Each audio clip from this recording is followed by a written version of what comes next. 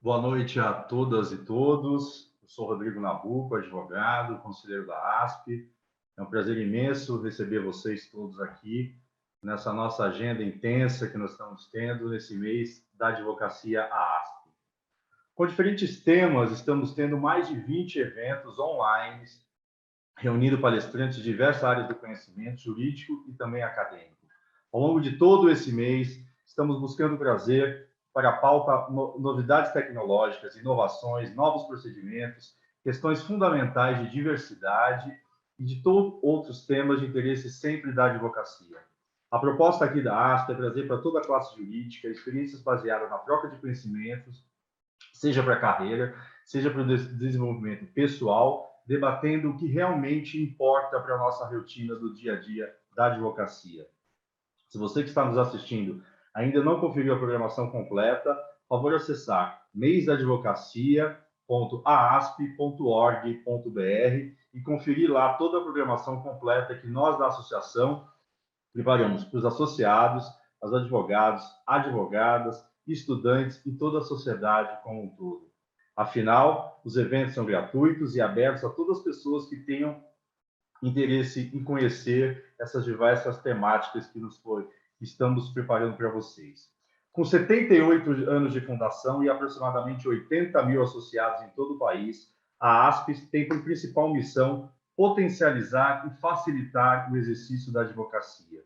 Por isso, vamos debater a advocacia olhando sempre para o futuro, refletir sobre mudanças que vêm ocorrendo, principalmente com a pandemia, e analisando as modificações no modo de atuar nos diversos segmentos, revendo antigos paradigmas e fazendo uma reflexão profunda sobre a nossa nova realidade.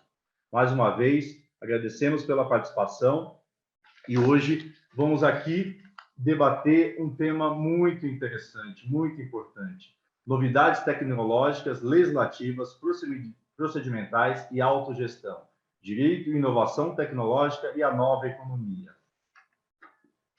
Vamos hoje começar, nós temos o prazer aqui de ter um timaço de 4 brilhantes especialistas no tema, e vamos começar com o Bernardo de Azevedo de Souza, que vai falar sobre a Visual Law. O Bernardo é advogado, mestre em Ciências Criminais pela PUC do Rio Grande do Sul, professor de pós-graduação da Faculdade de Direito Fevale e da Universidade de Caxias do Sul, professor convidado da Escola Superior de Advocacia, coordenador da pós-graduação em Direito Digital da Instituição Educacional São Judas Tadeu, coordenador da Visual Law, primeiro grupo de pesquisa Visual Law do Brasil, coorganizador do livro Visual Law, como os elementos visuais podem transformar o direito. Isso esse ano, inclusive. Com você, então, passo a palavra a você, Bernardo, para as suas considerações iniciais. Lembrando só, antes da gente iniciar, que as perguntas pedimos que vocês façam através do Q&A e não através do chat, tá? Para facilitar aqui a nossa condução, por favor. Bernardo, boa noite. Boa noite, Rodrigo. Tudo bem? Boa noite, pessoal. Boa noite a todos e todas.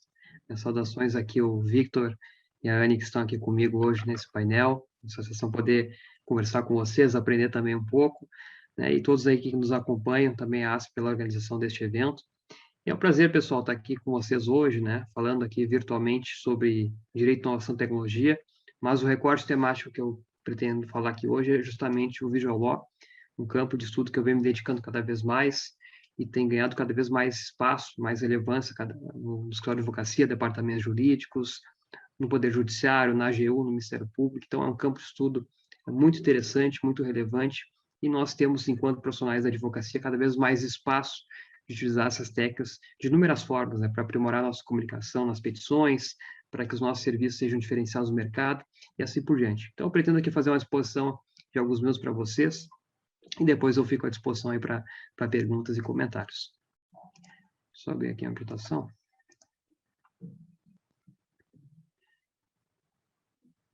Está aparecendo para vocês aí, pessoal? Excelente. Então, pessoal, quando a gente fala em Visual Law, nós estamos falando justamente dessa conexão cada vez maior entre o direito e o design, né? Hoje, da mesma forma que nós vemos nas redes sociais, na internet, a forma como as pessoas estão se comunicando de uma forma mais visual, mais lúdica, uma linguagem mais acessível. Da mesma forma, o direito agora está incorporando todas essas técnicas para que a comunicação jurídica seja aprimorada. Então, nesse âmbito, né, o legal design, que é o campo área-mãe na qual o Visual está inserido, vem surgindo no país com cada vez mais força, muito embora se fale desde 2013 desse tema lá na Universidade de Stanford, nos Estados Unidos, nós temos agora visto uma maior projeção dessas técnicas e aplicação aqui no Brasil. Então, a gente pode colocar o ano 2019 como o ano marco no qual esse tema começou a se estabelecer aqui no país.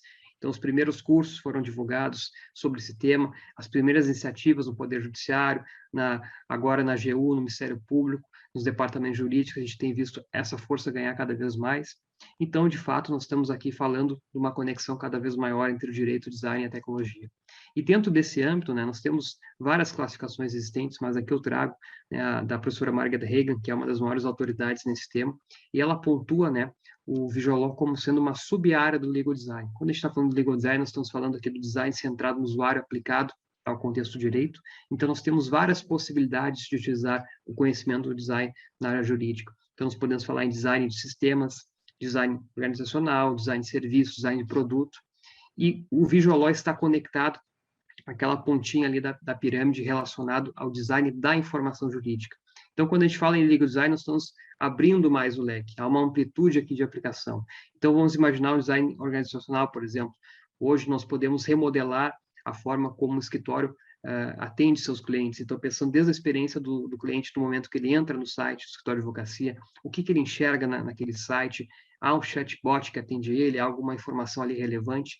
Então, nós podemos repensar essa jornada, essa experiência do usuário desde o primeiro momento, até propriamente chegando aqui no campo do Visual Law, que consiste na aplicação do design da formação jurídica, ou seja, nós utilizarmos recursos visuais para que a nossa comunicação fique cada vez mais clara e compreensível, para que documentos como contratos, termos de uso, política de privacidade, entre outros, possam fazer mais sentido e ser melhor compreendidos pelos seus usuários.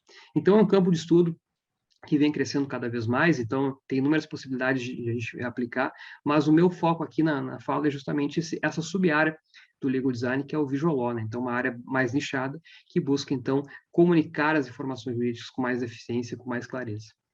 E para isso, pessoal, nós conduzimos no ano passado um primeiro levantamento nacional sobre esse tema, buscando justamente entender como a magistratura entende os elementos visuais em petições, né? Porque da mesma forma que eu, como advogado, já vinha utilizando esse recurso, eu via vários outros profissionais também utilizando, mas nós não sabíamos até que ponto os magistrados, de fato, iam receber bem essas técnicas. Será que eles veriam com bons olhos? Será que veriam com maus olhos? E para não ficar no achismo, nós conduzimos essa primeira pesquisa nacional sobre o tema, que foi coordenada por mim no ano passado. Nós formamos um grupo de pesquisa chamado Visual Law, é um grupo de pesquisa que começou ali no mês de março, seus trabalhos, suas atividades, e nós aplicamos um survey, né, um questionário pré-formatado aos magistrados, para que eles respondessem sim ou não, uma ou mais alternativas, e a gente conseguisse, então, compreender a visão da magistratura sobre esse tema. Esse material, pessoal, está publicado no site visuallaw.com.br, o site do nosso grupo de pesquisa. Vocês podem baixar esse material completo, são 15 páginas, um PDF todo organizado, estruturado, vocês vão entender toda a metodologia da pesquisa, como foi desenvolvida, para que vocês possam ter acesso a todas as informações. Aqui eu vou passar brevemente, aqui o nosso tempo de fala é curto, mas para que vocês consigam ver alguns dos resultados que nós chegamos aqui com esse levantamento. Essencialmente, nós indagamos 147 magistrados e magistradas federais, todos os estados participaram desse levantamento, aqui é apenas uma amostra da pesquisa, então alguns estados como Rio Grande do Sul responderam 11, São Paulo 21, Paraná 11, assim por diante, alguns estados responderam menos. A faixa etária dos magistrados ficou nessa configuração, tendo um número maior aqui entre 36 e 45 anos, então magistrados mais jovens que participaram dessa pesquisa.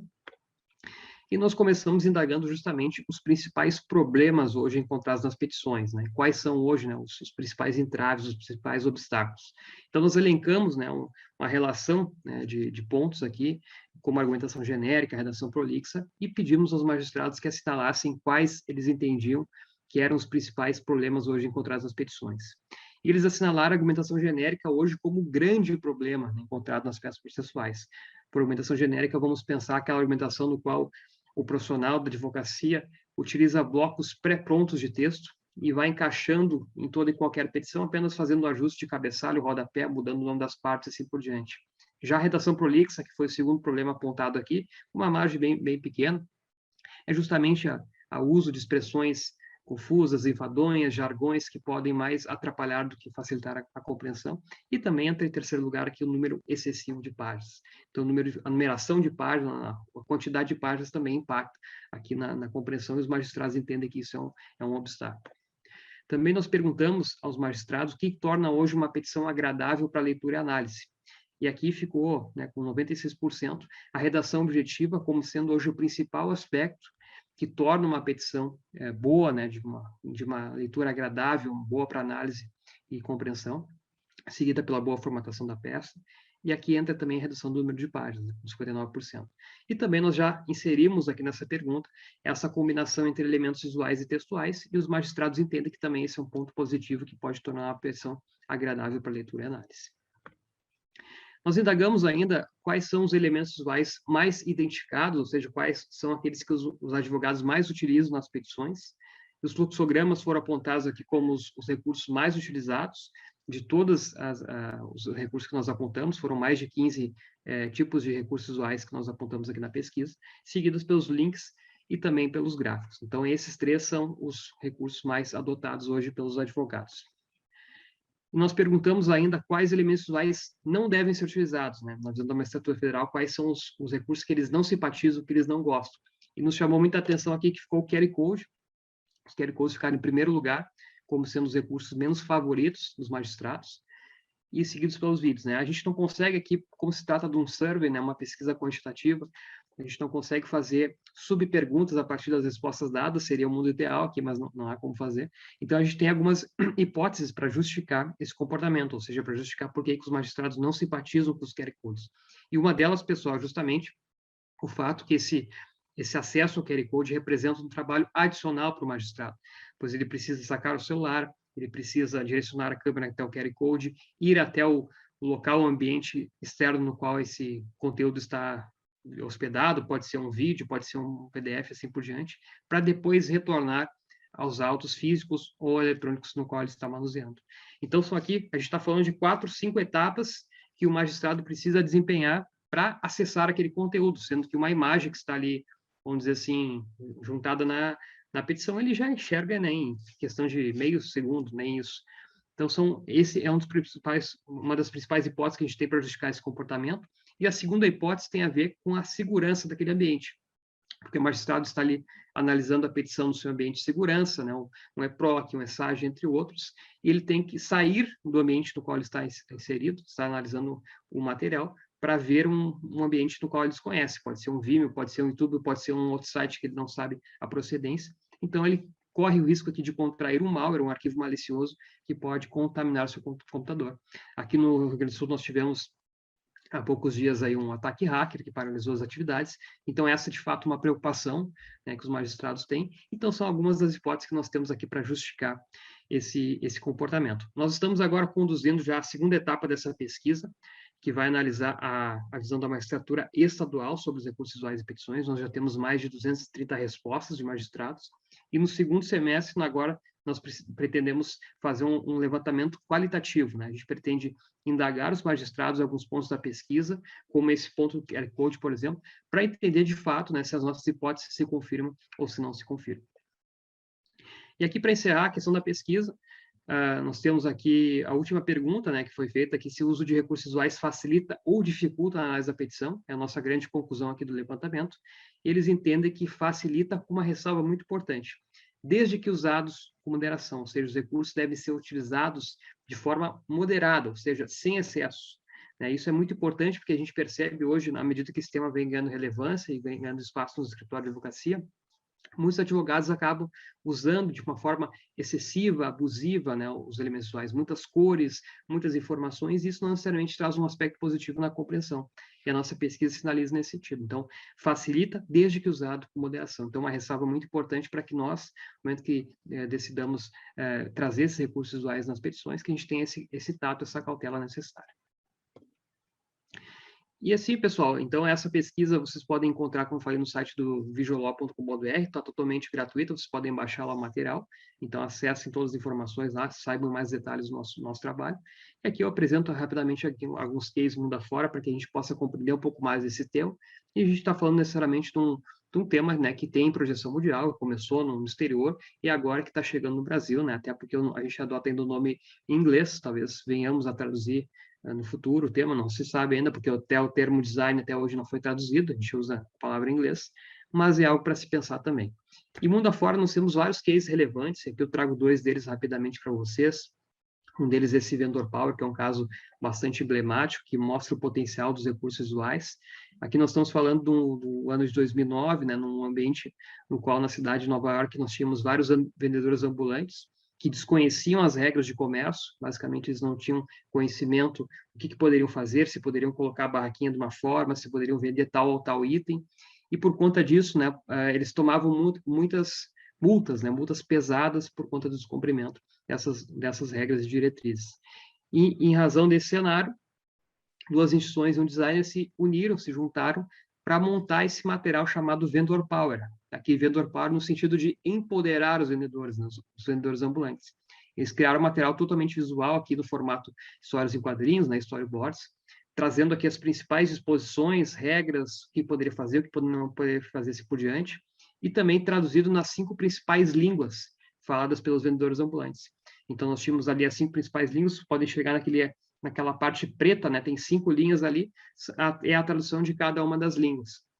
E esse trabalho foi muito bem executado, foi entregue para diversos vendedores ambulantes, mais de 1.000 vendedores receberam esse material, e por conta desse movimento, isso se criou um diálogo com a Câmara Municipal ali da cidade de Nova York para reduzir essas multas. Então, foi reduzidas as multas em torno do movimento Vendor Power. Então, os cidadãos ali, melhor dizendo, os vendedores ambulantes compreenderam melhor as informações a partir desse documento, e também o movimento em torno do Vendor Power fez com que essas multas fossem reduzidas. Além desse, nós temos um caso também emblemático, que é o da Creative Contracts.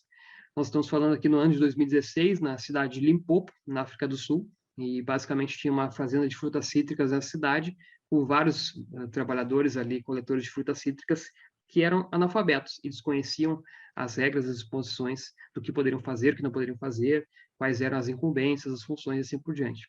Então, para sanar esse problema, essa empresa contratou a Creative Contracts para elaborar esse primeiro contrato em quadrinhos, né? Então, um comic contracts, como eles falam aqui no termo inglês, basicamente dispondo as informações principais do contrato, como período probatório, né? Quais são as tarefas, as funções, assim por diante.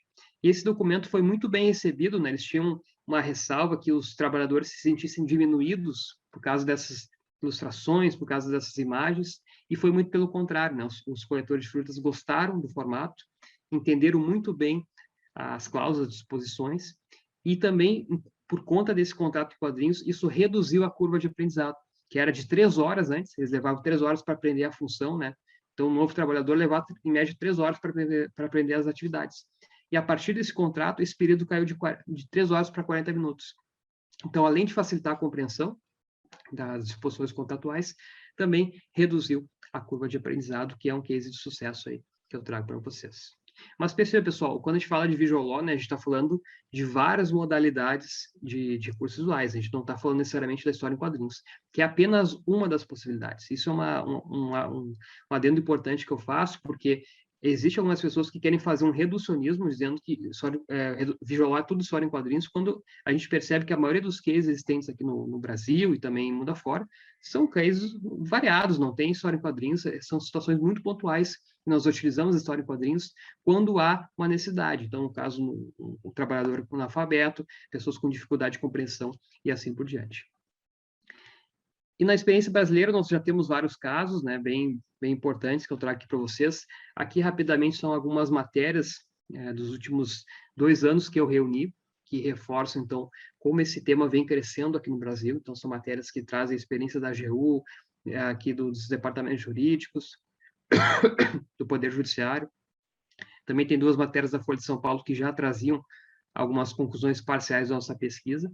Então, de fato, né, pessoal, um momento importante desse tema, ele vem se consagrando cada vez mais, vem sendo utilizado de inúmeras formas, nós estamos aí cada vez mais aprimorando as técnicas aqui no país.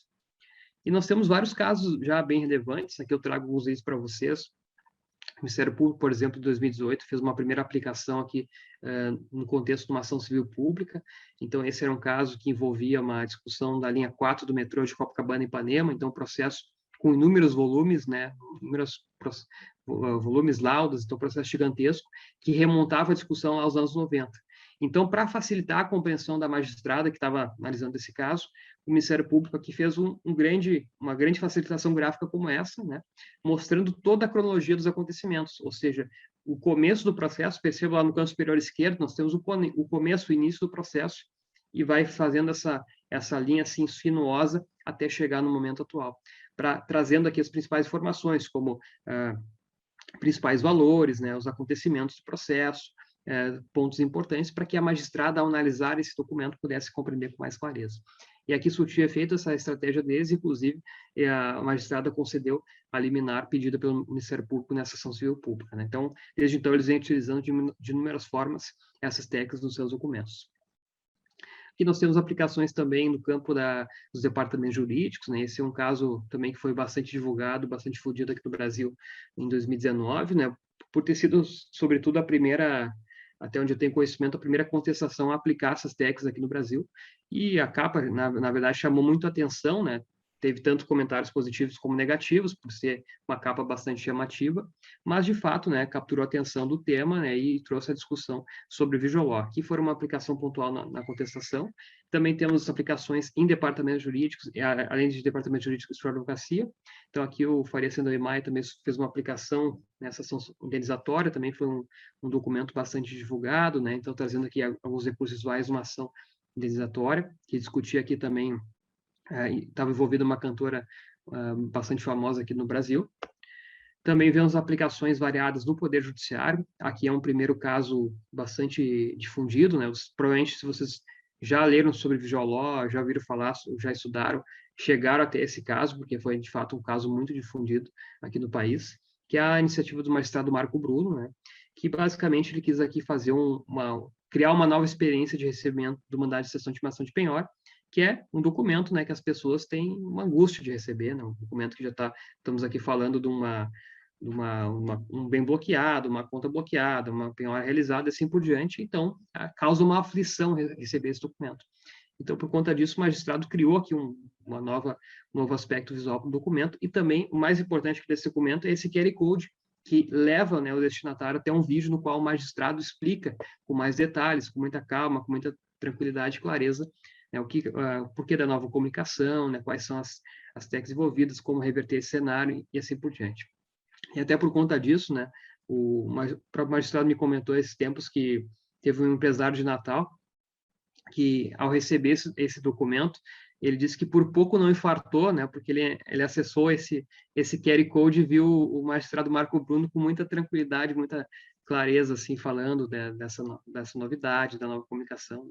E até eu relatei isso aí num texto depois, foi bem bacana até trazer isso aí. Claro, ele pode ter usado aqui de uma forma, assim, exagerada, hiperbólica, mas o fato é que esse QR Code remeteu o usuário para um vídeo e ele ficou tranquilo ao ver o magistrado falando. Então, criando aqui uma sensação aqui positiva, né? Uma empatia maior com o caso. Na AGU também nós temos alguns exemplos, né? Aqui eu trago para vocês um dos exemplos do projeto deles. Eles estão com um projeto chamado Linguagem Jurídica Inovadora, que é um projeto que foi iniciado ali no contexto da pandemia. Basicamente, eles tinham, antes da pandemia, eles despachavam com os magistrados, né, de forma presencial, e por conta da pandemia eles tiveram que mudar esse formato. Os magistrados começaram a exigir que eles mandassem e-mails com as suas manifestações, e eles viram que os e-mails não estavam surtindo efeito, né, os e-mails não eram vistos, e eles começaram, então, a mandar áudios com alguns pontos importantes das petições, e o passo seguinte foi começar a utilizar recursos visuais nos documentos. Então, esse documento aqui é um memorial da AGU, no qual eles trazem ali um mapa, tem outros que tem gráficos, infográficos, fluxogramas. Então, a AGU está muito forte nesse tema, tem dado palestras aí com frequência também sobre essa temática e mostrando a experiência deles de buscar uma comunicação cada vez melhor no judiciário. Também temos aqui alguns exemplos de guias informativos para audiências virtuais. Aqui a própria magistrada me mandou esse documento, né? Então, na primeira vara de Presidente Dutra do Maranhão, Basicamente, ali no contexto da pandemia também, muitas partes advogadas testemunhas não sabiam como se portar numa audiência, quais eram os desafios, os obstáculos, e por conta disso a magistrada quis criar aqui um documento, ela mesma confeccionou, né? Ela fez no Canva, ela me contou essa aplicação, para organizar aqui alguns pontos que ela entendia necessários, né? E apresentar isso para as partes advogadas e testemunhas. Da mesma forma, nós temos esse outro exemplo, também na mesma linha, né? Um guia informativo para uma audiência virtual, aqui uma audiência de suspensão condicional do processo, no qual também o magistrado me enviou esse documento, trazendo o que é, onde e quando acontece, como será e tudo mais, e um QR Code com mais informações, né? Então, esse tipo de prática tem crescido cada vez mais no Poder Judiciário, então, guias informativos para audiências virtuais, né? Uma forma de se comunicar melhor com os jurisdicionados. Aqui também temos exemplos, né, de em termos de abertura de inspeção também, aqui esperada na iniciativa do magistrado Marco Bruno, aqui o colega da 7ª Vara Federal também criou aqui um material com recursos visuais, organizando melhor as informações. Também temos esse exemplo aqui que foi muito divulgado, talvez um dos casos mais divulgados aqui recentemente, Visual foi esse, né, no qual a magistrada aplicou aqui as técnicas num resumo de sentença. Esse caso foi muito divulgado, pessoal, porque muitas pessoas também entenderam que se tratava da sentença propriamente dita, quando, na verdade, era só a sentença, né? Aliás, era o resumo da sentença. A sentença permaneceu da forma como era, mas muitas pessoas leram rapidamente, enfim, não prestaram mais atenção aqui nos detalhes. E se trata aqui de um resumo de sentença, do qual a magistrada quis sintetizar justamente alguns pontos importantes da sentença. Então, a fundamentação, o que foi julgado procedente, o que foi julgado improcedente, assim por diante, trazendo, então, uma nova comunicação aqui nesse documento.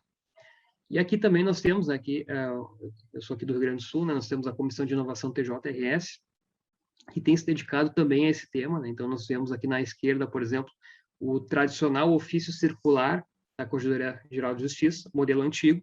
Então, perceba aqueles vários considerando, que são clássicos hoje em documentos, né, como esse.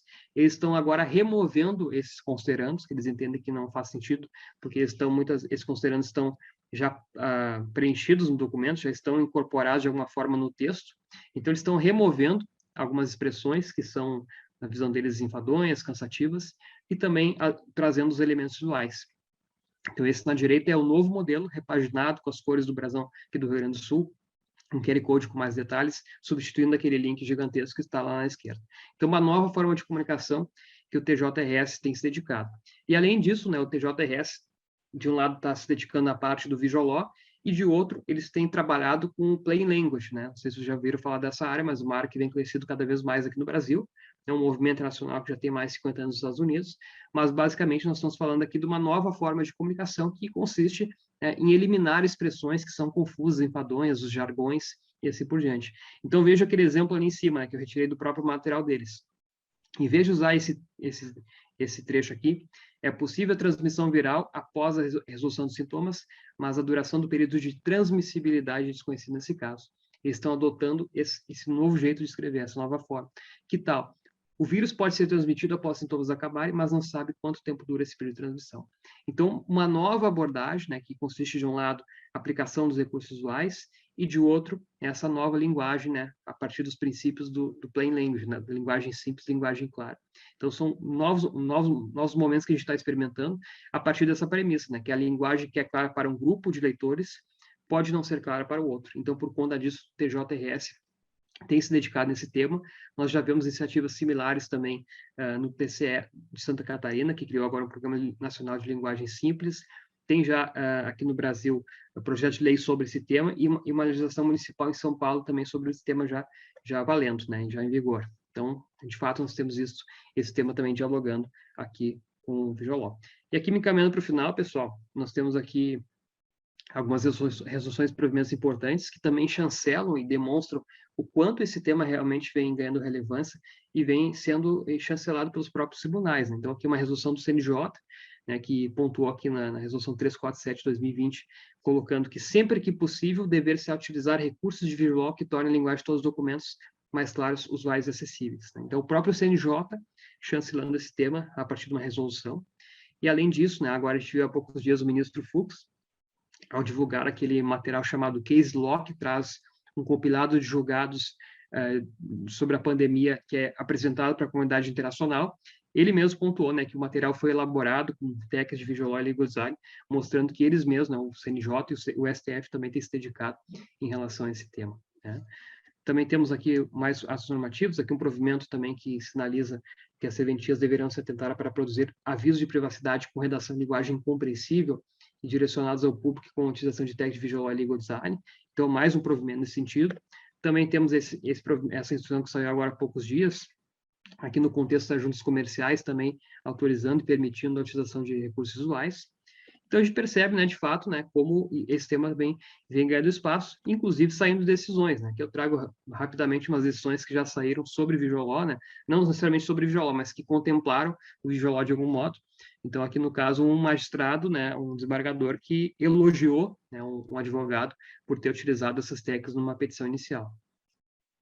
E aqui também, por outro lado, um magistrado que entendeu que aquele advogado, naquele caso concreto, tinha utilizado de forma excessiva as técnicas, enfim, os recursos visuais, e isso acabou mais confundindo, né, do que auxiliando na compreensão. Então, nós temos os dois lados da moeda aqui mostrando que tem tanto decisões positivas quanto negativas, e as negativas estão mais vinculadas ao mau uso, né, ao uso excessivo, que se a gente combinar lá com a nossa pesquisa inicial que eu mostrei para vocês, foi justamente que os magistrados apontaram, que o uso excessivo não é algo bom, né? Então tem que ter um cuidado, um trato nesse sentido.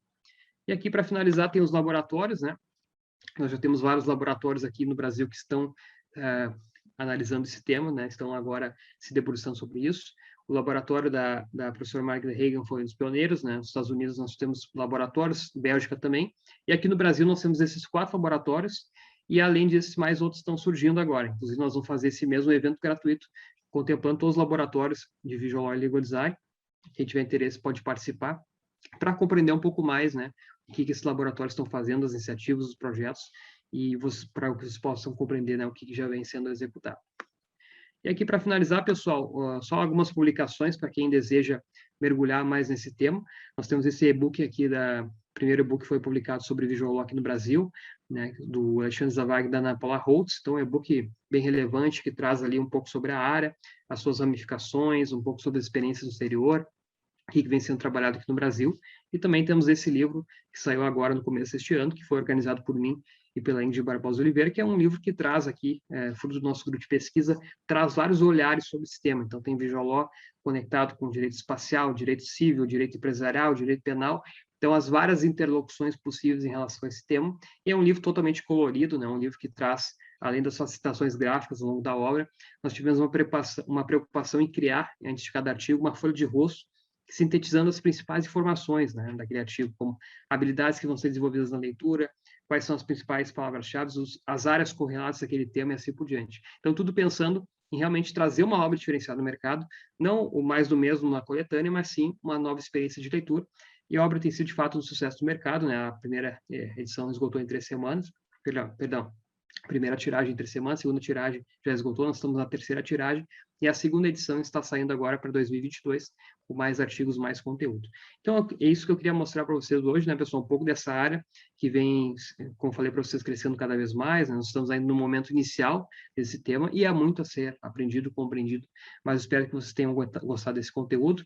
Eu estou à disposição, vocês me encontram nas redes sociais, pelo meu nome completo, ou no LinkedIn também, vocês podem me contatar e vai ser um prazer estar dialogando mais sobre esse tema. E também tem o meu canal no Telegram, que é t.me/Bernardo de Azevedo. Lá vocês encontram mais conteúdos relevantes sobre Visual Law e Legal Design. Obrigado, pessoal, e fico à disposição aí depois para as perguntas. Bernardo, nós que temos que agradecer pela sua exposição super objetiva, clara, que nos fez pensar essa nova realidade, né? Porque, assim como você colocou na pesquisa, é uma coisa nova e que os juízes também estão aprendendo a lidar, assim como advogados, todo mundo está começando a lidar com isso, né? E às vezes o excesso pode ser até prejudicial, né? A falta pode não ser boa, mas também o excesso, pela sua pesquisa, aí mostrou que pode ser prejudicial. Muita gente perguntou aqui, Bernardo, para você repetir o site, que muita gente não conseguiu anotar. Se você puder fazer essa gentileza. Ah, sim, o meu canal no Telegram é t.me/Bernardo de Azevedo. Eu vou deixar também E o site da pesquisa? O site da pesquisa é visullaw, visullaw.com.br. Ótimo. Bernardo, uma dúvida que eu fiquei aqui. Nessa pesquisa, vocês também foi entrevistado também desembargador ou só juiz? Foram só juízes de primeiro grau nesse levantamento, Rodrigo. Ah, tá. Não, porque eu acho que às vezes o pessoal mais velho deve ter, o pessoal de tribunal deve dar uma divergência aí nessa interpretação desses dados, né? Talvez o pessoal de primeira instância esteja mais acostumado até com essa modernidade que o tribunal não esteja, né? Nós Interessante pretendemos fazer também. depois os tribunais também, mas nesse primeiro levantamento contou com a participação de 147 magistrados e magistrados estaduais federais de primeiro grau, então. Tá. Ótimo. Bom, a gente tem algumas perguntas aqui, mas vamos deixar para o final. A gente está ansioso para ouvir os demais. Eu acho que agora nós vamos ouvir o Vitor, mudando um pouquinho de tema, e no final a gente faz algumas perguntas aqui. O Vitor Scarpa Maranhão, ele é formado pela Universidade Federal do Rio Grande do Norte, especialista em Direito Empresarial pela GV de São Paulo, advogou na área empresarial do Third Party Funding e aquisição de créditos judiciais, fundador do Brasil do movimento global Leaders Hackers e cofundador da startup de análise de dados jurídico Juris Intel. E ele vai falar aqui para a gente sobre os impactos da tecnologia e inovação no direito empresarial. Vitor, a palavra é sua. Muito obrigado, Rodrigo. Obrigado, Bernardo, pela introdução maravilhosa aí, né, da noite, do tema. Vou compartilhar minha tela com vocês. Se vocês puderem só me confirmar se está tudo ok, se está aparecendo. Assim, né? Combinado. Bem, pessoal, boa noite, né? Mais uma vez agradeço a convite, a oportunidade da ASP, da gente estar aqui mais uma vez conversando com vocês. Ano passado a gente teve um bate-papo interessante também, semelhante, né, com a Anne, com o Bruno também, foi bem bacana, várias ideias surgiram desse encontro, então, uma felicidade estar aqui novamente com todos vocês. Bernardo aí introduziu com um tema bem aplicado, né, o uso do legal design, né, do visual law de uma forma mais específica dentro do dia a dia, né, no direito, então acho que a gente conseguiu coletar vários insights de aplicação, do que os juízes estão pensando, não estão pensando. Acho que tem muita coisa para colocar em prática a partir daí. O meu tema especificamente, conversando com o Roger da ASP, com o pessoal da ASP, a gente ficou de conversar com vocês sobre impactos da tecnologia, né, e inovação no mundo do direito empresarial. Eu acho que até algumas coisas do que eu vou trazer aqui pode ter uma conexão também com o que a Anne vai abordar, com o que ela vai trazer, e algumas discussões também. Acho que vai dar para a gente dar uma sequência interessante. Então, aqui a gente vai falar um pouco de um futuro que, na verdade, já é bem presente, né? O que é que a gente vem presenciando no dia a dia do direito empresarial a partir da introdução, né, da tecnologia, da inovação, de uma forma geral, no mundo que a gente vive. Então, um resumo bem simples do que a gente vai falar aqui, de como eu vou abordar essa ideia como todo mundo sabe, a tecnologia ela impacta o mundo de diversas formas. Né? Seja no direito, seja no entretenimento, seja na área de lazer. Então, em diversas formas, em diversas áreas, a tecnologia, quando ela é introduzida no mundo, ela impacta isso de diversos modos.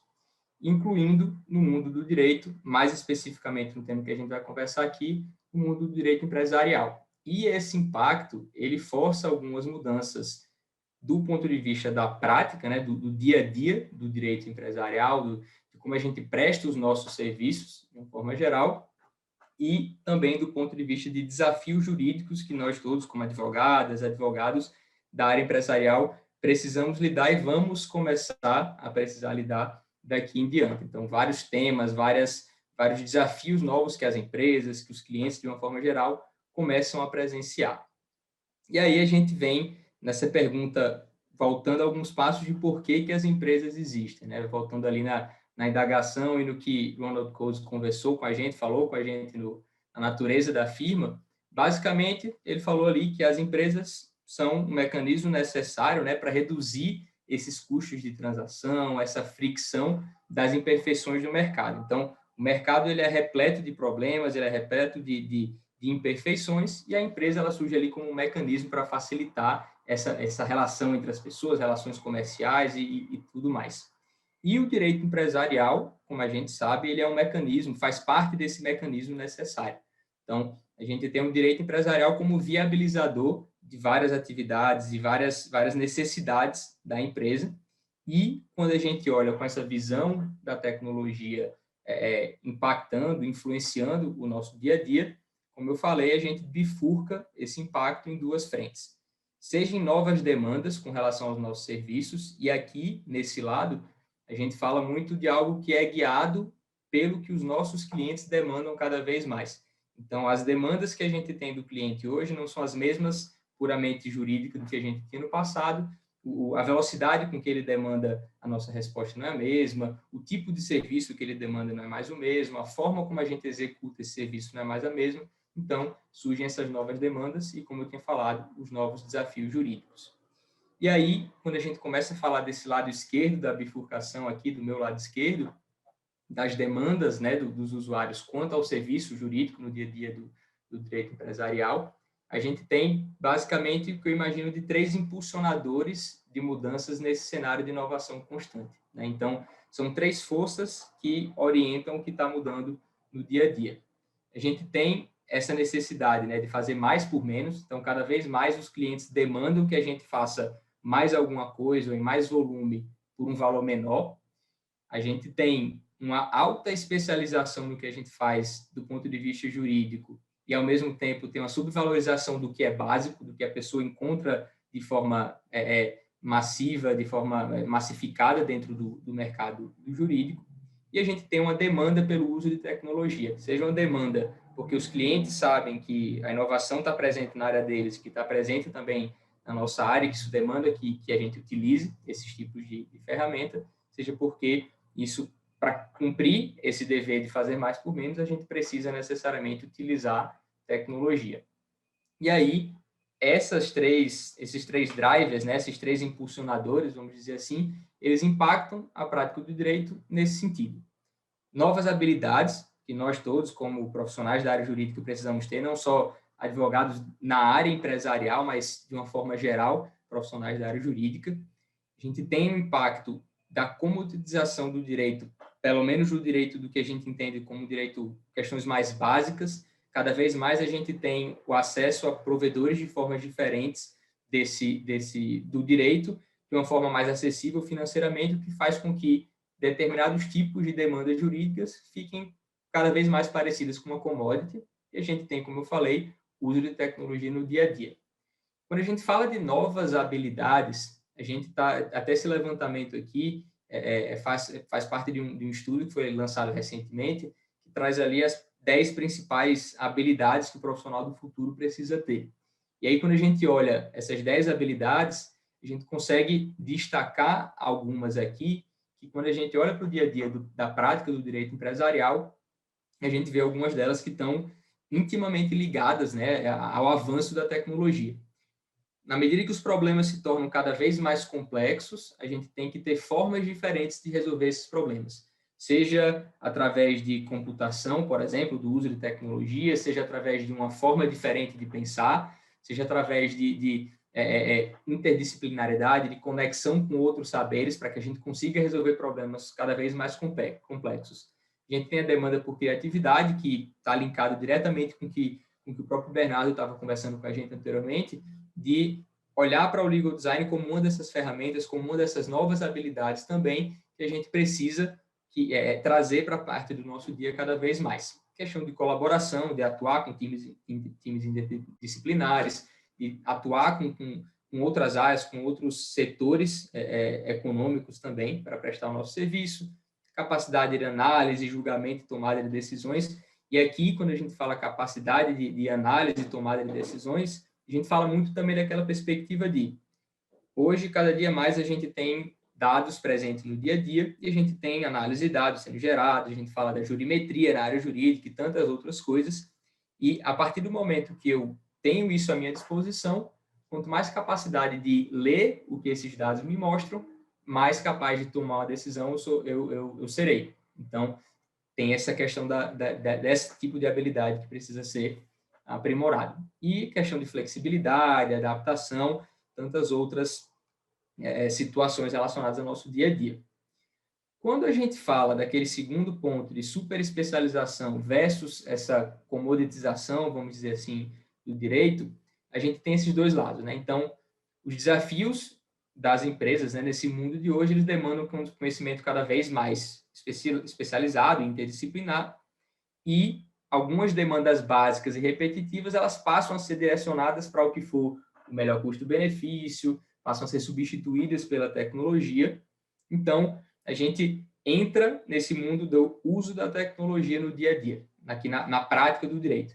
Talvez a gente tenha mais tempo. A ideia aqui dessa primeira introdução, como a gente tinha menos tempo, era basicamente lançar algumas dessas questões para que a gente possa discutir ao longo do nosso bate-papo também. Então, a atuação no direito empresarial hoje, ela demanda aqui o que eu estou falando, né, de letramento. Quando eu falo por letramento, estou dizendo não necessariamente você vai precisar aprender a programar ou lidar com um sistema de análise de dados ou codificar alguma coisa, mas entender, ter uma certa fluência, entender um pouco do que se trata nesse mundo, entender o funcionamento daquilo, para que você possa praticar no dia a dia. Então, a gente tem aqui diversas coisas que talvez já façam parte do dia a dia de vocês, como monitoramento e extração de dados, resolução de disputas online, automação e gestão de documentos, questões de gestão e automação de projetos, né, e do trabalho no dia a dia, análise de dados, jurimetria e gestão do conhecimento. São pelo menos uma caixinha de ferramentas útil para a prática do direito empresarial nas demandas que a gente tem cada vez mais frequentes no dia a dia hoje. Quando a gente entra naquele segundo lado da bifurcação, quando a gente fala de novos desafios jurídicos, então, o que é que eu, como pessoa formada na área jurídica, com prática na área empresarial, que tipo de desafio eu vou precisar ajudar o meu cliente a resolver? E aí eu acho muito interessante esse livro aqui, o Inevitável, do Kevin Kelly. Ele aborda a tecnologia de uma forma muito interessante. Ele não vai falar aqui nesse livro, como a gente escuta em diversos outros ambientes, alguém falar sobre a inteligência artificial vai mudar o mundo por causa de XYZ, blockchain vai entrar aqui e vai acabar com tudo. Ele não trata muito o avanço da tecnologia, a inovação dentro do mundo da perspectiva da tecnologia, e sim da perspectiva das forças da tecnologia, né? Ele até bota aqui, entendendo as 12 forças tecnológicas que vão moldar o nosso futuro. Então, ele fala que a tecnologia ela tem algumas forças que impactam no dia a dia, que são tendências, como ele fala no próprio livro, inevitável. Então, é o que ele fala, o que vai acontecer nos próximos anos é inevitável e já começou. Por quê? Porque a gente tem algumas forças que estão moldando o futuro e, por consequência, se a gente olhar para a nossa prática jurídica, a gente vai entender que cada uma dessas forças, se a gente pensar alguma funcionalidade, alguma coisa dentro disso, a gente identifica um novo desafio, um potencial que o nosso cliente pode ter e uma nova área que eu possa atuar também. Então, a gente tem aqui essas 12 forças, que eu vou passar com vocês bem rapidinho, uma por uma também, com alguns exemplos, que ele trata até como alguns verbos, né? Ele não trata nem como um substantivo especificamente. É uma questão de verbo que ele fala que são coisas que estão acontecendo. Então, a gente está num constante movimento de se tornar alguma coisa, de cognificação, de fluidez. A gente vai passar por cada um desses pontos. Quando a gente olha para esse primeiro quadrante, essas primeiras 6 forças da tecnologia, a gente está vendo essa primeira aqui, né, o becoming, o tornando-se. A gente vê cada vez mais produtos fixos, né, questões que são produtos específicos que a gente antigamente consumia como algo fixo, um serviço específico, está cada vez mais se tornando nesses modelos e frequentes, modelos de assinatura, com modificações frequentes. O serviço que a gente consome hoje, amanhã ele pode ser totalmente diferente. Então, que tipo de demanda jurídica, serviços e produtos que se modificam constantemente, que se atualizam constantemente, podem gerar? Então, esses são tipos de novos desafios que podem surgir diante da nossa prática. Nesse segundo ponto, de cognificação, a gente tem, basicamente, o que ele fala, né, da introdução de inteligência artificial em diversos setores. Então, é basicamente tudo que a gente tem hoje em dia, hoje e num curto espaço de tempo, vai poder sofrer essa introdução massiva de inteligência naquelas coisas. E até mesmo no direito. No direito a gente não fica muito longe disso também. Mas se a gente parar para imaginar o serviço que a gente consome hoje de transporte, por exemplo, através de um Uber, se a gente imagina aquilo se tornando algo inteligente por meio da tecnologia, surgem diversos novos desafios jurídicos. Então, aqui a ideia dele é: entenda quais são as tendências do que está acontecendo com a tecnologia no mundo e perceba quais são os problemas jurídicos que isso gera dentro da nossa sociedade.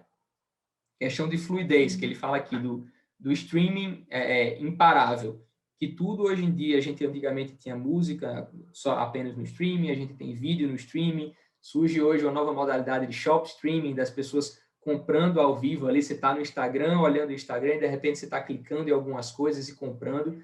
Então, tudo vai se tornando esse streaming, vai se tornando fluido. Então, a gente passa a ter relações jurídicas também cada vez mais fluidas.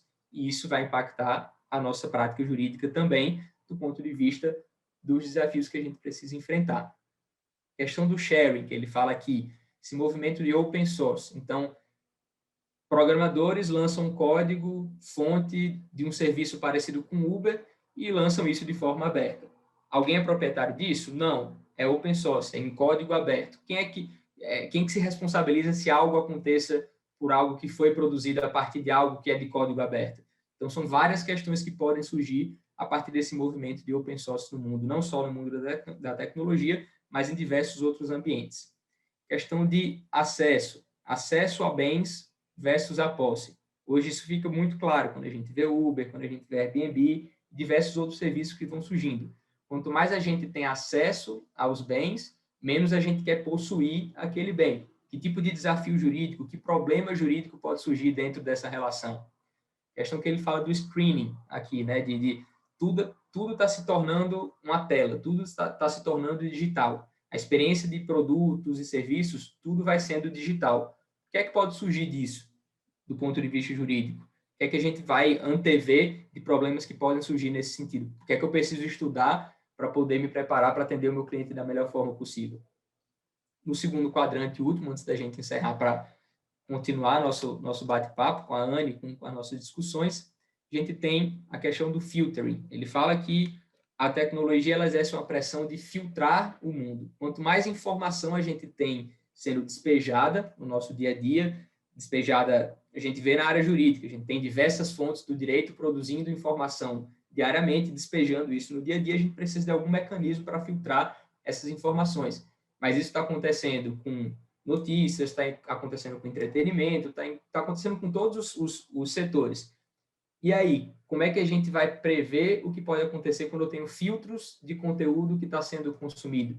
Quem filtra a informação que eu consumo tem algum tipo de responsabilidade? Não tem? Como é que a gente lida com essa situação da tecnologia filtrando cada vez mais a informação? É uma necessidade que a gente tem para lidar com grande volume, mas isso pode gerar algumas consequências do outro lado também. Remixagem. A gente tem produtos que são lançados no mercado que podem ser combinados algumas partes e criar algo novo. A gente tem vários casos, por exemplo, de armas 3D, que no Brasil talvez não tão frequente, mas a gente vê algumas coisas surgindo nos Estados Unidos, tudo.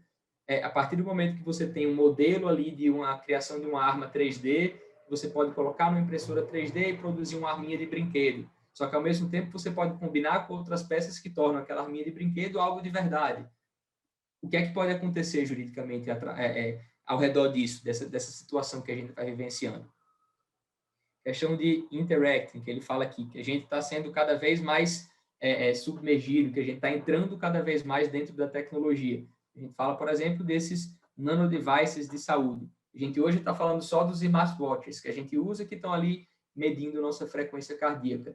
Mas quando isso começar a se tornar um chip que está dentro da nossa pele, monitorando nossa temperatura o tempo inteiro, quando isso se tornar alguma coisa que está vendo se você tem algum tipo de doença ou não, para poder entrar num país ou não. A gente já está vendo essa discussão acontecer, principalmente por causa da pandemia, e a gente precisa entender juridicamente como é que eu posso lidar com isso. Questões do beginning, que ele fala aqui, a mudança de era constante.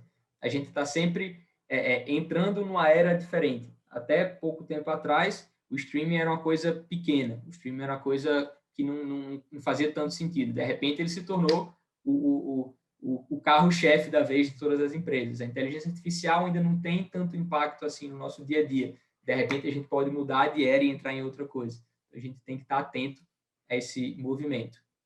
Questão do questioning, aqui que ele fala que é a participação coletiva na construção das coisas. Então, cada vez mais a gente tem a opinião pública participando do dia a dia, não só como a gente escuta do STF, por exemplo, ou de outros ambientes, mas a partir do momento que eu tenho a sociedade, qualquer empresa que toma determinada decisão e que passa por escrutínio massivo ali nas redes sociais, faz com que uma empresa mude de decisão por causa do barulho das redes sociais. Então, como é que eu posso lidar com isso? Como é que eu posso assessorar o meu cliente dessa perspectiva de a participação coletiva ela existe para construir as coisas? A gente está vendo isso claramente hoje em dia. E, por último, a questão do tracking, que é esse surveillance, essa vigilância constante das pessoas. Quando a gente olha, por exemplo, questão de reconhecimento facial, biométrico, que problemas podem surgir, por exemplo, se minha empresa resolve instalar dentro do acesso, questão de reconhecimento facial, de biometria, para ver se um funcionário entrou, não entrou, o que é que pode surgir a partir daí. Então, são apenas, tanto esse último quadrante, o primeiro quadrante, quanto esse segundo, essas pressões que a tecnologia exerce no nosso dia a dia e que faz a gente refletir de cada movimento de mudança que pode surgir e como é que o direito vai responder a isso. Acho que faz parte do dia a dia do direito empresarial como ajudar o nosso cliente a responder isso. Ou seja, como eu falei, a gente tem a tecnologia impactando o mundo de diversas formas, incluindo o direito empresarial, seja na prática, seja nos desafios que a gente enfrenta, e para navegar nesse oceano de mudança que a gente vê constante, a gente tem que conhecer bem dessas águas. Então, acho que fica a deixa para entender cada ponto de mudança desse que vai surgindo, aquela questão do letramento, da fluência dentro de mudanças tecnológicas, de inovação. Então, a ideia da minha apresentação hoje não foi trazer tantas respostas, mas mais alguns questionamentos para pipocar na cabeça de todo mundo para a gente discutir mais para frente. Vou deixar agora com a Anne para a gente seguir. Muito obrigado, pessoal. Boa noite. Vitor, nós que temos que agradecer pela sua exposição, porque nos faz pensar bastante, né, que nós estamos vivenciando tantas mudanças, tantas transformações, e às vezes a gente nem se dá conta, porque elas se incorporam tão rápido no nosso dia a dia, no nosso cotidiano, né, que a gente nem consegue nem viver sem elas e nem se recorda que há 5 anos nada disso existia, né? Hoje você fala streaming como fosse uma coisa que é tão normal, mas tudo bem, mas ele é super recente, né? Então, realmente, isso causa até, às vezes, um certo espanto da gente estar vivenciando tanta mudança tão rápido que as pessoas, gerações mais novas, conseguem pegar e, às vezes, os mais velhos já têm certa dificuldade de assimilar tantas transformações que o dia a dia tem nos causado, né? Eu acho que uma coisa que fez ainda mudar mais isso, questão tecnológica aí, em todos os ramos, foi a pandemia, né? A pandemia avançou, a gente foi obrigado a avançar muitos anos em coisas que eu acho que nós só íamos fazer daqui a 5, 10 anos e tivemos que fazer hoje, né? A digitalização, essa nova forma de comunicação, através de webinar, através de site, dessas plataformas todas, né? E isso veio para ficar, né? Eu acredito que daqui para frente não vai mais. As reuniões presenciais, a forma de a gente colocar aqui tanta gente que está nos assistindo, talvez se fosse numa sala lá da ASP, ia ter 1/3, 1/4 do que as pessoas hoje, do país todo que está nos vendo aqui, né? Eu acho que são coisas para a gente refletir. Muito obrigado pelas suas reflexões. Eu acho que fez a gente pensar bastante. Mas vamos passar para a Anne, que é a Anne Chang aí, que vai nos falar sobre como conciliar a tecnologia e a prática aí do direito, né? Ela é formada pela Faculdade de Direito da USP, em São Paulo, especialista em fusões, aquisições e investimentos, é mestre pela Universidade da Califórnia, especialização pela London School of Economics, diretora executiva de tecnologia e inovação e board member da Berkeley Global Society, professora do INSPER no curso de Direito das Startups. Anne, queremos ouvi-la. Obrigada pelo convite. Boa noite. Obrigada a todos por estarem aqui às 8 da noite, né? Conversando com a gente. É sempre um exercício de humildade falar depois de pessoas como o Vitor e o Bernardo. Então, eu vou ter assunto para minha terapia depois, porque eles trazem muitas informações, é sempre um exercício de reflexão, né? Eu estou aqui muito mais para ter uma conversa com vocês do que para trazer estudos e grandes discussões. Assim. Eu vou dividir a minha tela. Eu queria conversar um pouquinho com vocês sobre como que a gente se relaciona com tecnologia no nosso dia a dia, tá? Então, deixa eu só achar aqui. Estão vendo? Sim. Obrigada. É que eu não estou vendo as pessoas, mas vamos lá. O que acontece quando a gente fala em tecnologia, né? Bom, me formei em lugares, fiz coisas. Uma das coisas que é interessante notar aqui é que a gente primeiro tem essa impressão de que só porque a gente é advogado, a gente não precisa saber de outras coisas, a gente não precisa estudar outras coisas, né? Então, o primeiro ponto que eu acho relevante é entender a complexidade do que é a tecnologia e como que funciona ou trabalhar com ela hoje. Primeiro ponto que eu queria trazer para vocês é uma reflexão sobre como que a gente trata tecnologia hoje em dia. Eu vou dizer uma coisa que pode chocar muitos de vocês, mas assim, no exterior, principalmente, é muito comum as carreiras jurídicas não serem exercidas por advogados. Porque é muito difícil achar um bom advogado com quem trabalhar e porque algumas tarefas podem ser automatizadas. Esse meme ele explica muito da sensação de alguns clientes que trabalham com tecnologia e quando vão procurar advogado, de que eles não têm certeza se a gente está falando juridiquês ou se a gente só não sabe falar português mesmo, né? Porque a gente fala muito confuso, a gente fala muito difícil. E isso faz com que as pessoas busquem direito de uma forma mais acessível. Então, a gente tem hoje uma série de profissões jurídicas que não são ligadas a direito. É até curioso isso, né? A gente tem legal operations, por exemplo, que é muito comum no exterior, que é uma pessoa que está ligada muito mais com planejamento, com administração, com ferramentas jurídicas do que com o exercício do direito em si. Tá? A gente tem também os legal engineers e os legal technologists, que são advogados muitas vezes, mas que eles estão muito mais lidando com processamento de dados do que com processo, por exemplo, do que com o direito em si, né? Eles estão muito mais próximos do Victor do que da gente, dessa coisa toda de tratar os dados, de pegar a informação e chegar a uma conclusão, ter um insight, certo? E por que isso? Porque, infelizmente, o direito olha para trás, a tecnologia olha para frente. A gente tem um descasamento de expectativa, de entendimento, quando a gente fala sobre direito e tecnologia, né? Quando a gente fala em previsões futuras, por exemplo, tem vários estudos que mostram que a taxa de acerto de especialistas é muito baixa. Ela é muito parecida com o de uma pessoa leiga. E o Tetlock fala que é muito parecido com um macaco jogando dardos. Tá? Porque é completamente aleatório. A gente não tem muita certeza de onde a gente chega ali. Porque o futuro, ele é inesperado. Ninguém esperava, por exemplo, que a gente tivesse essa discussão toda de Covid que a gente tem agora, né? E quando a gente fala em tecnologia, então, a gente vai trazer algumas coisas que são buzzwords, que são palavras que estão na moda. Então, uma delas, por exemplo, essa questão toda de inteligência artificial.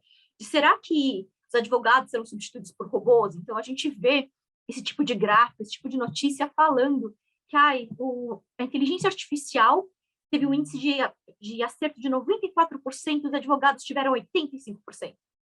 Aí vocês vão falar, Anny, tá tudo em inglês. Eu sei, porque notícia é em inglês, tá? Desculpa.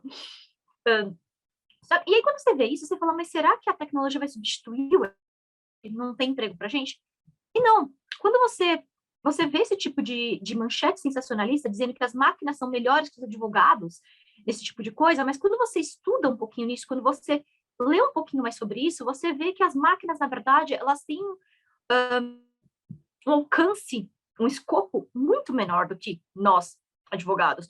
As máquinas, muitas vezes, elas estão muito mais focadas em entender adesão ou certos parâmetros e não interpretar. Então, é bem interessante, porque nessa notícia sobre exatamente o mesmo robô, uma das pessoas que desenvolveu, né, o robô, comenta que é como se você usasse o corretor gramatical do seu celular, um autopiloto num avião. Ele não substitui o piloto, ele só melhora o trabalho dele. Então, é importante a gente entender que tecnologia, na verdade, ela é uma ferramenta para a gente, certo? E aí, quando você vai ver os estudos, você vai ver o que acontece, você vê que é isso mesmo, olha, a tecnologia ela ajuda a gente com funções pré-definidas.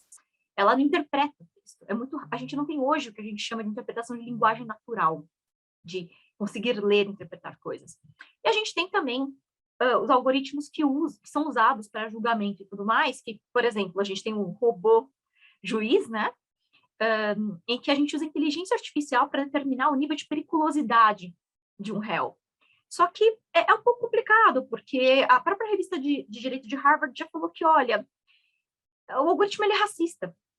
Ele reproduz um estudo, um passado que tinha, por exemplo, nos Estados Unidos, uma taxa muito maior contra negros. Então, ele fala que negros são mais agressivos do que brancos, e a gente sabe, hoje, empiricamente, que isso não é verdade, mas quando você olha as condenações, era o que acontecia, em parte, por todo o passado racista que a gente tem.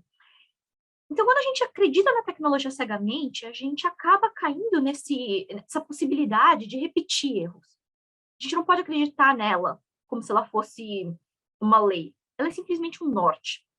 E aí eu queria trazer para vocês, eu queria que vocês contassem um pouquinho até no chat, se vocês têm perguntas, porque antes da gente falar um pouquinho mais sobre ferramentas, eu queria mostrar para vocês como essas coisas são diferentes. Então, eu trabalho com tecnologia há bastante tempo, né? E muitas vezes o cliente vem, e ele vem com um produto que não existe. De novo, ele trabalha com tecnologia. E como advogado, a gente tem que entender o que fazer com esse produto.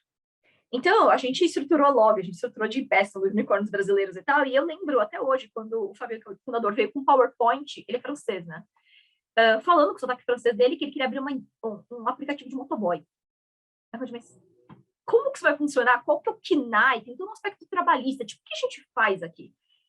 E é um pouco disso, assim, a gente tem que parar para pensar um pouco de como que a gente torna o direito uma ferramenta que possibilite coisas, não que impeça coisas. Por exemplo, todo mundo que recebe cashback de Rappi, de Melios, de qualquer coisa. Qual que é a natureza jurídica do cashback? É receita? Você vai pagar imposto do cashback? É um crédito que você usa? Veja bem, como é que isso funciona? É um desconto. Quem que te paga esse cashback? Quando eu ganho um crédito no iFood, quando eu ganho cashback no iFood, vamos lá. Comprei, ganhei um cupom de R$10. Esse cupom, ele aqui, ó, ele é um desconto, ele é um cashback. Qual que é a natureza jurídica? Tem que tributar? Tem que declarar isso no imposto de renda? A gente acaba ignorando porque o valor é baixo, mas no final das contas, acaba sendo relevante quando você vê que, por exemplo, Melios, quando você resgata o seu cashback, você faz uma TED para sua conta bancária, um PIX. É dinheiro, entra dinheiro na minha conta. Como é que eu trato isso? Eu tributo isso? O que eu faço? Qual é a natureza jurídica disso? Quando você pega um Uber, você não recebe nota fiscal. Por que você não recebe nota fiscal se um serviço foi prestado? Porque o Uber não presta serviço para você, ele presta para o motorista. O Uber é um mero intermediador de serviço. Então, quando a gente fala em direito hoje, a gente tem que entender que a gente não pode pegar leis de 30, 40 anos atrás e tentar encaixar modelos de negócio uma realidade que é muito diferente.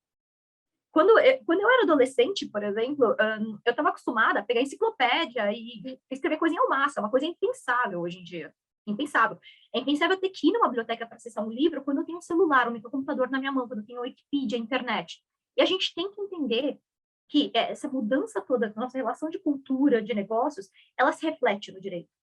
A gente não pode se apegar a leis de 50 anos atrás e tentar encaixar numa tecnologia que não existia naquela época. Porque não é assim que funciona. Porque senão a resposta para tudo, absolutamente tudo, vai ser não. Ele é uma pergunta, né, Vitor e Bernardo, do Q&A. Como é que eu faço para colocar um vídeo na minha petição? Sim, não tem, assim, se for no CPC, no Código de Processo Civil, não vai estar dizendo assim, vídeo você coloca. Não tem uma regra. A gente está criando. Pode ser que haja um problema? Ali pode ser que o juiz não queira abrir, porque, tipo, da fricção, que a gente chama essa coisa de ter que ter outras ações, ter que fazer outras coisas, pode ser. Muito do visual law, muito do que o Vitor traz de infográficos, de números, é muito para tornar a informação mais fácil de absorver, por dois motivos. Hoje, a gente tem muito mais informação do que antes. Que antes era isso, de que na biblioteca pegar um livro, hoje eu digito. Então, assim, eu tenho muito mais informação disponível, então eu tenho que processar essa informação e torná-la mais palatável, mais fácil, mais útil, certo? E o segundo ponto, as pessoas têm pouquíssimo tempo. Eu acho muito curioso que eu estava trabalhando uma vez com um cliente e ele tem um aplicativo de jogos, né, jogos de adolescentes, assim. E aí a gente tá falando, dos concorrentes, né, na App Store. Ele falou, não, mas meus concorrentes não são outros jogos. Meus concorrentes são no Instagram. Mas assim, como assim? O Instagram, mídia social, concorre com o jogo? Como assim? Porque eu não concorro com outros jogos, eu concorro pela atenção do usuário. E o usuário pode usar atenção em mídia social, ele pode usar atenção para ler um livro, ele pode usar atenção para ver streaming, para Netflix. Então, assim, ele tem, sei lá, 2, 3 horas por dia no celular, que ele pode usar para qualquer coisa, pode ser para jogar meu jogo, pode ser para ver um Netflix. A minha concorrência não é contra o jogo. Isso vai contra qualquer expectativa de advogado. Quando você fala em CAD e concorrência, a gente pensa em mesmo setor. Não, é diferente, gente. É completamente diferente. A gente teve uma discussão agora na pandemia muito interessante sobre a digitalização de tudo, né? Os restaurantes tiveram que fechar e tiveram que fazer delivery. E muitas deles foram obrigados a ir para plataformas. A gente teve 2 discussões muito interessantes nisso. A primeira, a questão de monopólio. Alguns aplicativos são muito maiores que os outros. E eles cobram 30% do prato, às vezes. É porque é muito caro. Então, os restaurantes não conseguiam manter aquele preço. Porque 30% é muito caro. Para um restaurante que está vendendo muito menos já e tem que manter o mesmo custo fixo de cozinha e aluguel, absurdo 30%. O segundo ponto muito interessante é o ranqueamento do restaurante. O que acontece? Se eu tiver uma lanchonete na minha esquina e eu entrar hoje no aplicativo, eu vou estar no fim da lista. Se eu vender misto quente, por exemplo, vai ter 500 lugares que vendem misto quente antes de mim. E isso é que vai acontecer? O usuário não chega em mim. Ele escolhe um restaurante na primeira página, na segunda no máximo. Se ele não estiver procurando pela Anne, ele não acha a Anne ali. Então, eu estou na plataforma, mas não vou vender nunca, porque eu não apareço para o usuário. Porque o meu produto não diferencia dos outros, porque eu não tenho placa, ou porque eu não pago impulsionamento. Então, você tem ali uma diferença econômica, praticamente. E a gente não está falando simplesmente só de publicidade. Se você for ver quem vende via Instagram, tem esse problema também de impulsionamento. Você atinge menos pessoas quando você é novo na plataforma. Isso faz com que muita gente pequena, o lugar que vende bar e lanches da esquina, que concorre com outras 500 pessoas, ele nem aparece na sua busca, mesmo estando do seu lado. Mesmo sendo o lugar que você vai todo dia. E quando você traz isso para o direito, a gente tem umas discussões de isso fere a concorrência. A função social está sendo protegida ali. É ilegal fazer isso? O algoritmo, ele pode fazer isso? A minha plataforma, ela pode cobrar para fazer isso, mesmo tendo prejuízo econômico? Ou eu tinha que ter algum padrão de, não sei, justiça ali? Eu tinha que ter alguma transparência no meu algoritmo, porque hoje é uma caixa preta. Eu não sei como é ranqueado. E esse tipo de dúvida que o seu cliente vai te trazer hoje. Ele não vai te perguntar, assim, claro, ele pode ter uma dúvida mais tradicional, mas se você quiser trabalhar com tecnologia, é esse tipo de dúvida que ele vai trazer. E aí não adianta eu dizer para ele que eu me formei na Sanfran, né, na USP, e eu estudei a lei das SA de 76. Não tem nada lá que vai me ajudar. Eu tenho que entender esse mercado, eu tenho que usar o produto, eu tenho que me esforçar para entender o que o cliente está falando. Porque não adianta eu simplesmente falar para ele que não tem previsão legal. Ele sabe que não tem previsão legal. Ele não quer saber se tem previsão legal, ele tem um problema. Ele quer resolver o problema dele.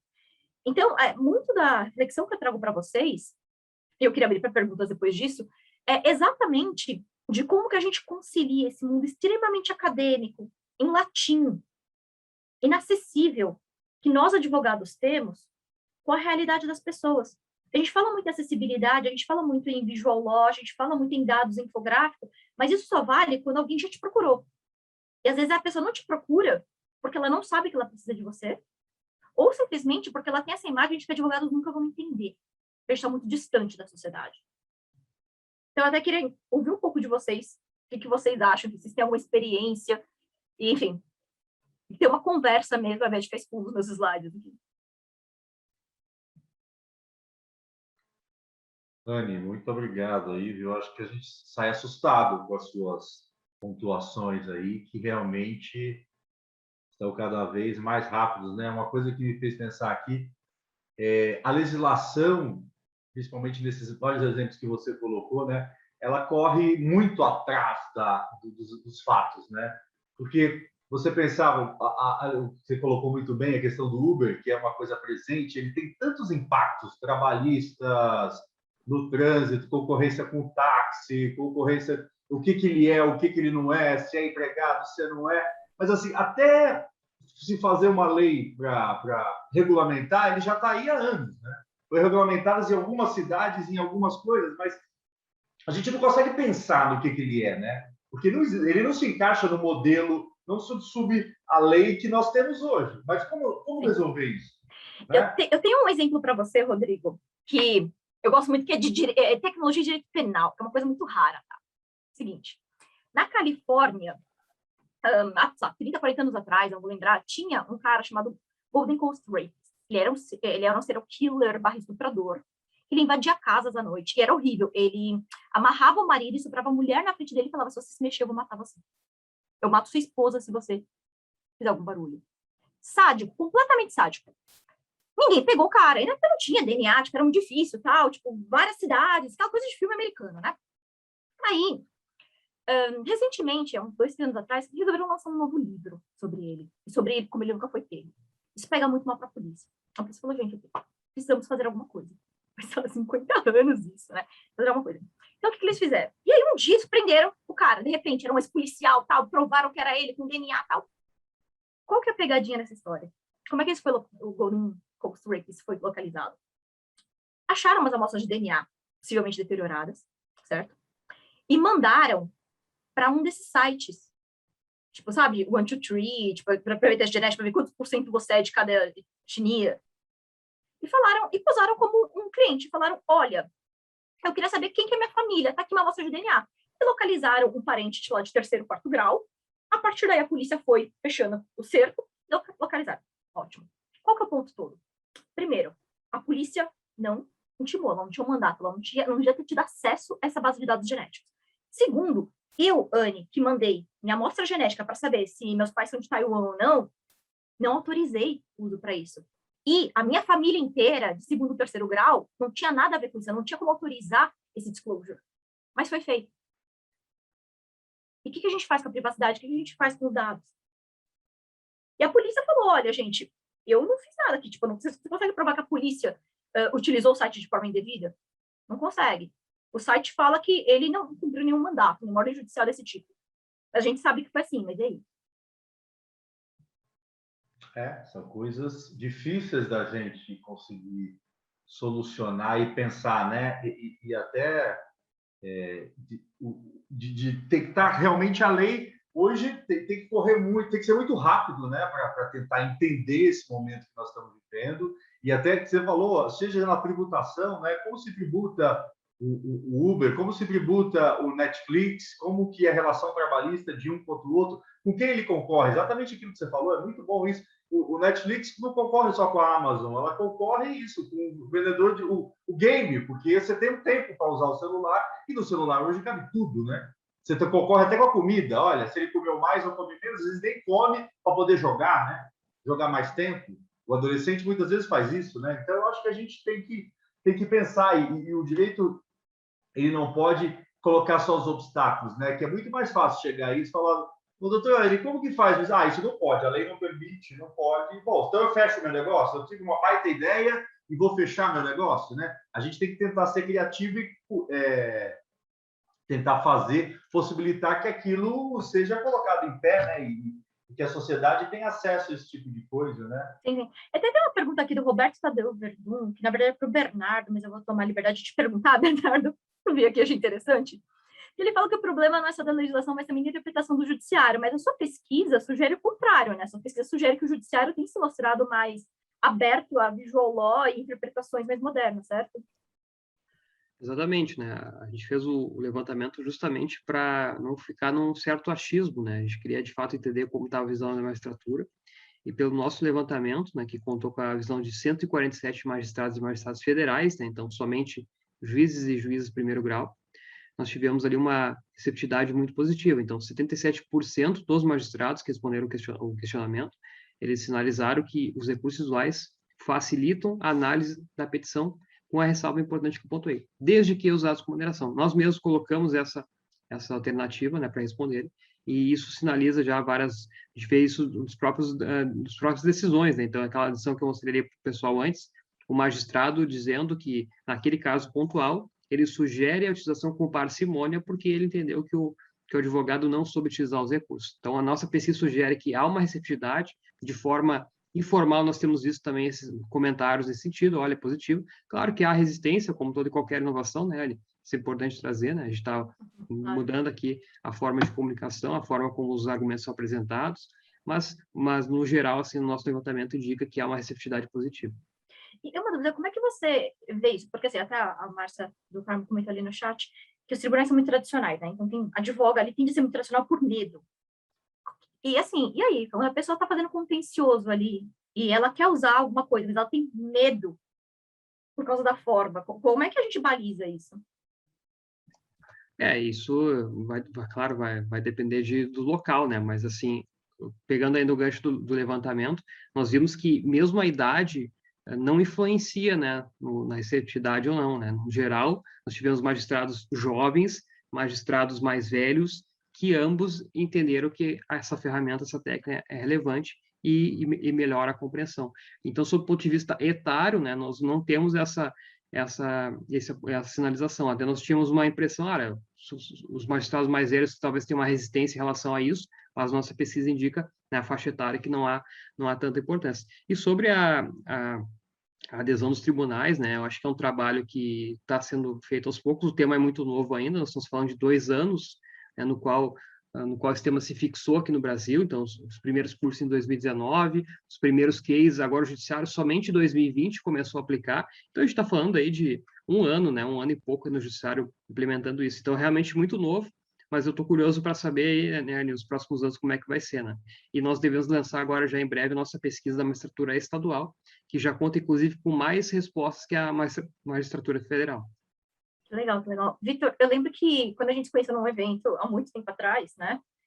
Você estava mostrando alguns números super interessantes. Quando você colheu aqueles números, você sentiu alguma resistência, assim? Tipo, o que você acha em termos de inovação? Você acha que eles estão mais abertos? Porque várias pessoas estão falando aqui no chat que ninguém está preparado para isso, mas eu lembro de ter visto há alguns anos a sua pesquisa e ela era muito completa e muito otimista com relação a essa coisa de transparência, né, de eficiência.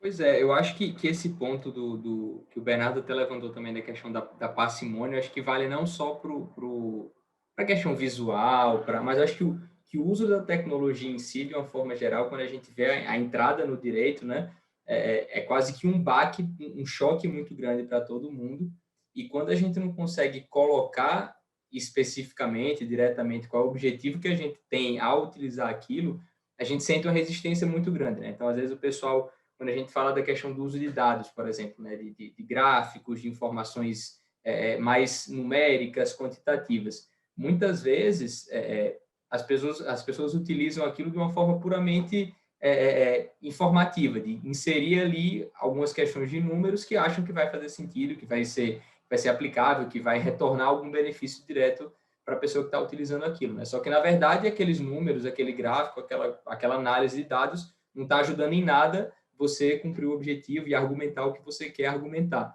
né? Então, a gente, às vezes, tem aquela máxima, né, de que o papel aceita tudo. Isso vale também para o uso da tecnologia. Muitas vezes a gente vê o uso da tecnologia, de questões de direito visual, de questões de análise de dados, sendo utilizadas de forma sem objetivo, né? Então, se eu tenho algo a defender, se eu tenho alguma argumentação a construir, se eu tenho uma lógica de argumentação a ser montada, e aquele apontamento de análise de dados vai me ajudar a conectar os pontos, a fazer aquela ideia ser construída na cabeça do magistrado, de uma magistrada, eu acho que vale a pena o uso. Mas é aquilo, né? Sempre sendo feito de uma forma bem direcionada. Eu já vi várias pessoas comentando com boa receptividade em relação ao uso de tecnologia, ao uso de soluções nesse sentido, mas sempre quando são com objetivo, quando são com aquelas ideias de floreio, de simplesmente inserir alguma coisa ali, eu acho que sim, a resistência é clara e eu acho que não vai mudar.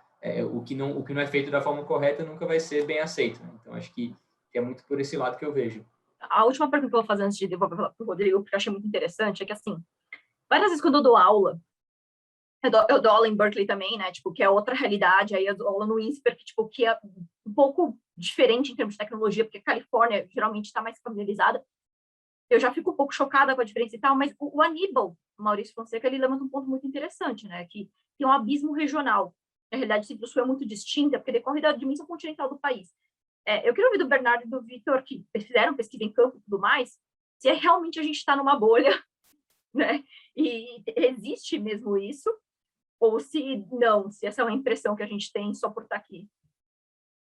Não, eu acredito que existe esse abismo, mas o que eu posso dizer, assim, acompanhando de perto as iniciativas do Judiciário nos últimos anos, e sobretudo 2020 e 2021, a gente tem presenciado mais do que qualquer outros anos, né? Um crescimento realmente significativo. Então, só para dar uma ideia, os laboratórios de inovação do judiciário agora, a gente vê basicamente um novo sendo criado por mês. Então, a gente não via isso em 2019, 2018, né? E também, claro, por força também do movimento das Valtex Legaltex, 2017 nós vimos ali, hoje está tendo o evento da AB2L, vimos o primeiro radar ser lançado, mapeando as Lautex Legaltex. Hoje já temos o universo, né, o crescimento, em 2 anos, 2017 para 2019, 300% desse mercado. E agora, mais do que nunca, né? O Vitor sabe muito bem aí a realidade das Lautex, como tem crescido esse mercado. Ainda temos muito a fazer, muito a construir, mas isso, sem dúvida, vem também incentivando e pautando o judiciário. Então, agora, muitas iniciativas do judiciário têm realmente surtido efeito. Agora mesmo a gente está vendo iniciativas, conectando aqui com o tema do Visual Law, iniciativas de alguns tribunais para criar ambientes no qual os advogados podem utilizar agora recursos mais pesados, como, por exemplo, vídeos de 50 mega, 100 mega. Hoje, isso é impossível na prática, né, por conta das limitações que nós temos nos processos eletrônicos. Então, agora, alguns tribunais já estão pensando em criar plataformas nas quais os advogados conseguem anexar grandes vídeos, né? Então, vamos pensar um vídeo de uma animação 3D, um vídeo de uma prova robusta, para que a gente possa aprimorar cada vez mais. Então, isso não existia, né, há alguns anos. E tudo tem se intensificado agora. A pandemia, inclusive, né, eu acompanhei lá no início da pandemia, março do ano passado, eu mapeei mais de 40 tribunais ao redor do mundo, e eu percebi, assim, que a maioria colocava no site, assim, pela primeira vez na história, o Tribunal X realizou uma sessão online, né, pela primeira, e isso de todo mundo, né, não era só a realidade brasileira. Então, o Tribunal dos Estados Unidos, Tribunal, sei lá, Espanha, Portugal, vários tribunais ao redor do mundo estavam tendo essa dificuldade, estava muito analógico ainda. Então, de fato, a pandemia, se de um lado trouxe muitos problemas, ela potencializou, né, o judiciário, então as iniciativas, e mais do que nunca tem acompanhado. A gente pode estar, claro, né, Anne, numa bolha por pesquisar sobre o tema, por estar todo dia recebendo conteúdo sobre isso, mas o que eu tenho presenciado é, de fato, um crescimento e mais do que nunca nos outros anos, né, se presenciou.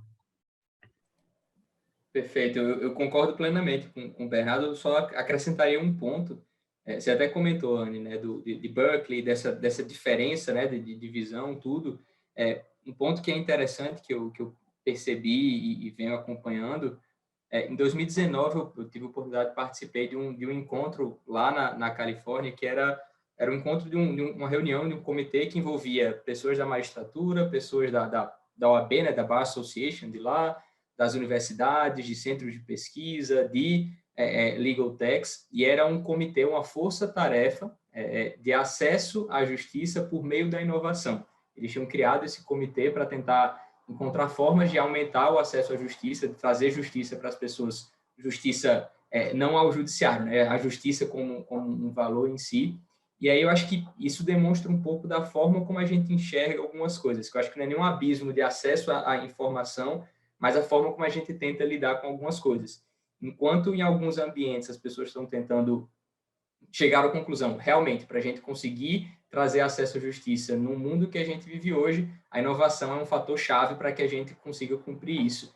E aqui eu percebi e vejo muitas vezes a gente ainda, principalmente no direito, relacionando muito a melhoria do sistema jurídico, do sistema judiciário, por exemplo, a medidas mais relacionadas a modificação na lei, introdução de novos tipos de procedimento, modificação na lei. Então, muito numa perspectiva de como o sistema funciona, da perspectiva de normatização, né? E não tão diretamente a lidar com os problemas que a gente consegue identificar, que são tão claros, que podem ser relacionados muito mais a questões de inovação do que puramente modificações na lei que vão transformar alguma coisa, né? Então, acho que não é nenhuma questão de abismo, acho que a gente está começando agora, até pelo movimento que o Bernardo estava falando também, a atentar mais para a função da inovação na modificação desses problemas que a gente presencia, né?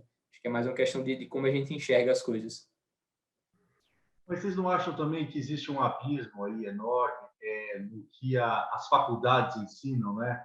Ainda se perde muito tempo, entre aspas, com o direito romano, com o latim, às vezes com coisas, né, do direito civil que nem se usa mais, mas que ficou aquele ranço da academia existem, lógico, existem cadeiras hoje que são específicas, mas são percentualmente perto daquilo que a gente podia ter mais de inovação, mais de discussão, mais atuais. A gente ainda é muito tradicional o nosso ensino.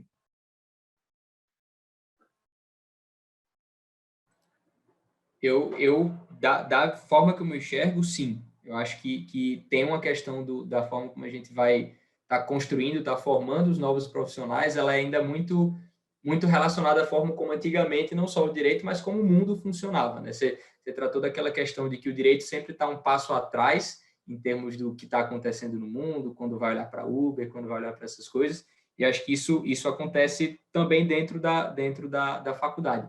Eu, quando me formei há pouco tempo, me formei em 2016, e dentro da faculdade eu tive uma bagagem dentro do curso, pelo menos na universidade que eu me formei, no direito processual muito grande. Então, a gente tinha uma carga ali de direito processual, 1, 2, 3, várias turmas voltadas só para aprender a litigar, aprender a recorrer, e em momento algum a gente era exposto ao contrário disso, a tentar modificar a forma como a gente enxerga o litígio, a tentar reduzir o número de litígio, a pensar dessa forma. Então, acho que, além de o conteúdo que a gente é exposto, ele é muito tradicional, ele é muito antiquado ainda. Eu acho também que a forma como o conteúdo é montado, ele faz com que os profissionais que são formados pensem de uma forma não tão útil para o dia a dia de hoje. Então, se eu me formo na faculdade como uma pessoa que pensa em litígio, em processo, em recurso, em crescer, em aumentar o número de processos, consequentemente, se eu tenho mais pessoas com essa mesma mentalidade que eu, o ambiente que eu vou vivenciar vai ser muito voltado para isso, quando, na verdade, a gente tenta buscar uma sociedade menos litigiosa, que trabalhe mais questões de negociação, de acordo, um direito que resolva problemas e não crie mais problemas, né? Então, acho que tem a questão do tradicionalismo e tem a questão de que o profissional que está sendo formado, ele está sendo formado para quê? Qual é a função do profissional do direito no dia de hoje? É a mesma função do profissional de 50, que estava se formando ali há 30, 20 anos atrás? Ou não? Eu acho que modificou um pouco a função do profissional do direito, né, também.